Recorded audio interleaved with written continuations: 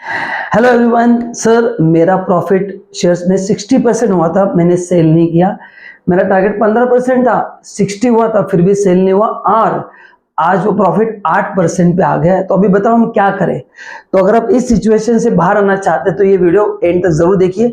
आज मैं आपको बताने वाला हूँ सम प्रॉफिट बुकिंग स्ट्रेटेजी कि प्रॉफिट के लिए क्या स्ट्रेटेजी होना चाहिए और कैसे अपने प्रॉफिट बुक करना चाहिए, क्योंकि ऐसा काफी बार होता है ग्रिड के चक्कर में हम प्रॉफिट बुक नहीं कर पाते। तो वीडियो एंड तक जरूर देखिए। एंड मीनवाइल अगर आप फ्री में डीमैट अकाउंट खोलना चाहते तो नीचे लिंक दिया है, उसको क्लिक करके you can open free demat account. And please अपने चैनल को भी सब्सक्राइब करना है, so press the bell icon and also notification bar, ताकि जब भी कोई ऐसा वीडियो आएगा आपके पास इमीडिएटली पहुंच जाएगा। तो चलिए, तो गाइस सबसे पहला स्टेप क्या है? स्टेप नंबर 1 इज आइडेंटिफाई आपका शेयर्स का पर्पस क्या है।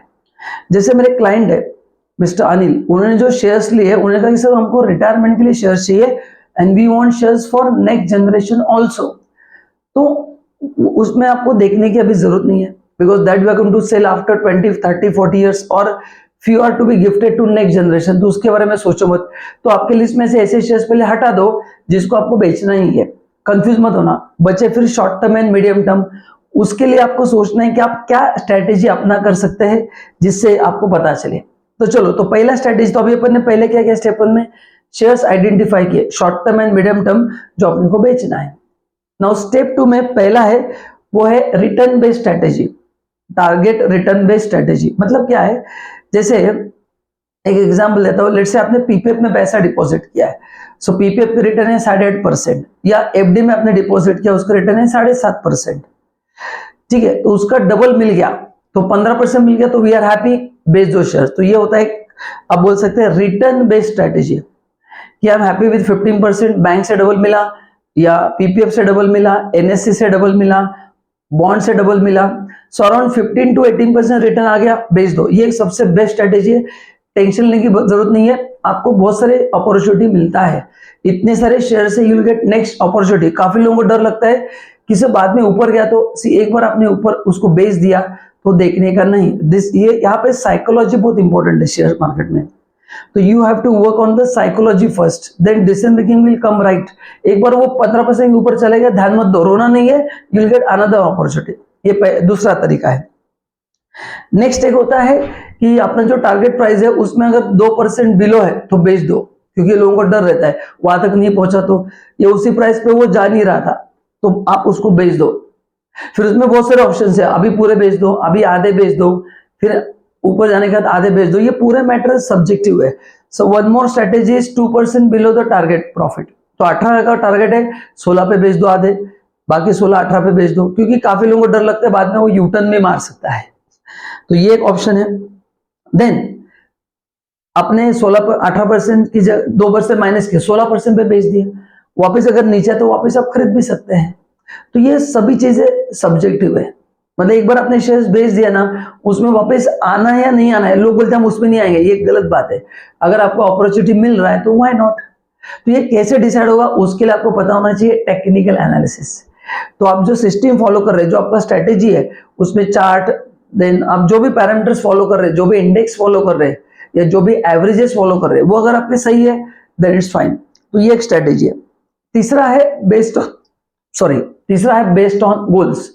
मतलब क्या है, काफी लोग किसी पर्टिकुलर पर्पस के लिए शेयर्स लेते हैं, बेटे के हायर एजुकेशन के लिए, बेटे की शादी के लिए, या अलग अलग पर्पस, किसी को कार लेना है, किसी को घर लेना है। तो अगर ऐसा आपका गोल है तो मेरा सजेशन आप उसके पहले ही बेच दो।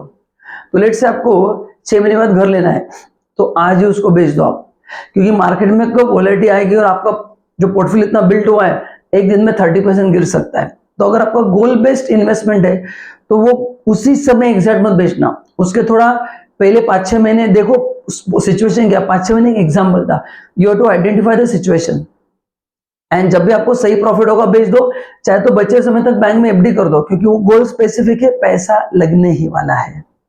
एंड फोर्थ स्ट्रेटेजी है फॉर रीबैलेंसिंग द पोर्टफोलियो। मतलब क्या, जब मैंने इन्वेस्ट किया था तो मेरा कुछ पैसा डेट म्यूचुअल फंड में था, लेट्स से 60% एग्जांपल, 40% शेयर्स में था।